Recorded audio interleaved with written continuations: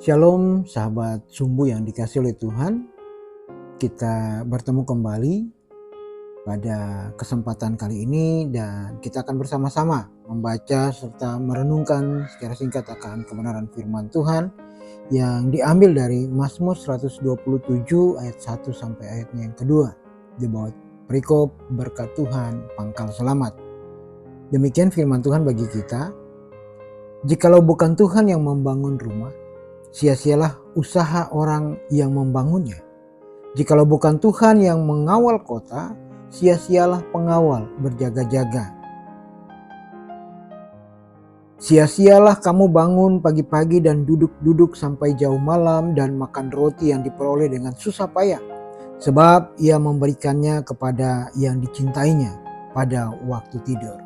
Demikian firman Tuhan.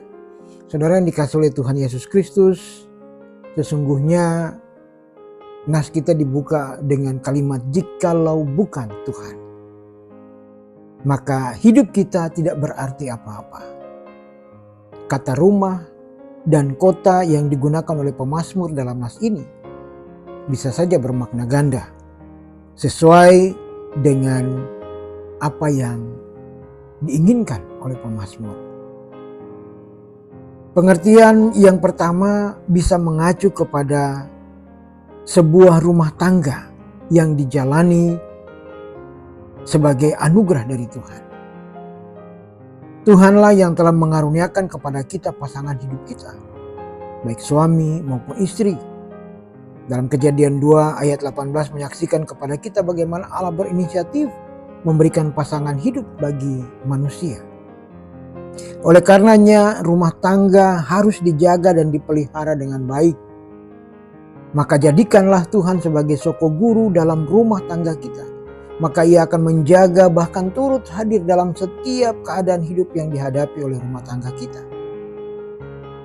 Karena sekuat apapun usaha kita untuk membangun rumah tangga kita dan menjaganya tanpa campur tangan Tuhan, maka usaha dan kerja keras kita akan menjadi sia-sia. Banyak rumah tangga Kristen yang membangun relasi berumah tangganya tidak dilandasi dengan hikmat Tuhan. Sehingga tidak jarang berujung pada perpecahan, bahkan juga kehancuran.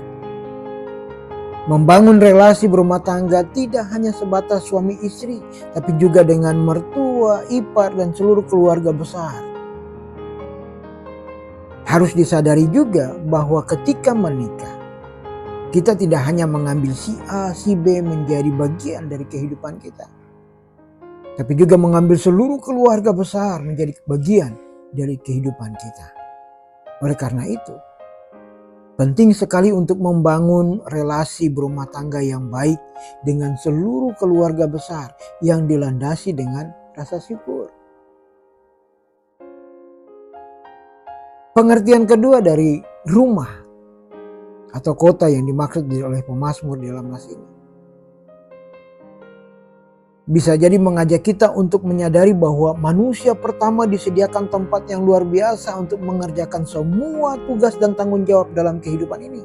Kejadian 2 ayat 1 sampai ayat 15. Dan untuk dapat mengetahui apakah pemilik sebuah rumah adalah orang Kristen bukanlah tugas yang sulit.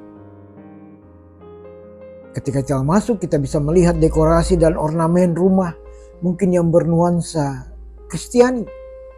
Ada salib, ada gambar Tuhan Yesus dan sebagainya. Itu hal yang mudah. Tapi hal yang jauh lebih sulit adalah mengetahui apakah pemilik rumah benar-benar memberi tempat utama bagi Tuhan di dalam kehidupan keluarganya. Meletakkan ornamen Kristiani di dinding belum tentu menggambarkan kualitas kerohanian seseorang. Memasang salib yang besar di depan juga bukan jaminan bahwa keluarga tersebut menempatkan Injil Yesus Kristus sebagai poros di dalam kehidupannya. Hal ini juga berarti Bapak Ibu Saudara bahwa kita juga mengimani bahwa Allah juga telah menyediakan dan menempatkan kita di rumah ini sebagai bentuk sederhana dari Taman Eden yang Allah ciptakan bagi keluarga kita. Dan tidak hanya itu, kesaksian pemazmur pasal 121 ayat 8 menjadi pegangan bagi kita bahwa Tuhan tidak hanya menjadikan dan menempatkan kita di rumah ini, tapi Ia juga akan menjaga keluar masuk kita dari tempat ini. 2 Samuel pasal 7 ayat 29 menyaksikan, kiranya engkau sekarang berkenan memberkati keluarga hambamu ini, supaya tetap ada di hadapanmu untuk selama-lamanya. Sebab ya Tuhan Allah, engkau sendiri yang berfirman, dan oleh karena berkat-Mu keluarga hambamu ini diberkati untuk selama-lamanya.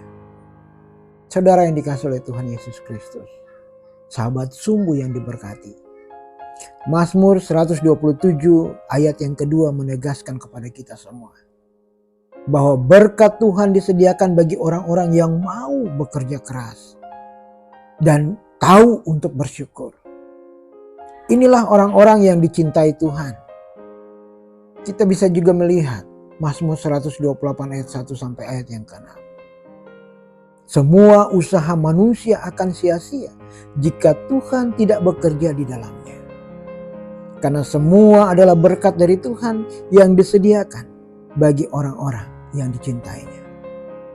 Selamat menikmati berkat Tuhan. Jangan sia-siakan berkat Tuhan dalam kehidupan kita. Tapi mari kita pakai itu untuk menjadi berkat juga bagi orang lain. Dalam hidup kita, tugas, karya, dan juga di dalam keluarga kita. Tuhan Yesus memberkati kita sekalian. Amin.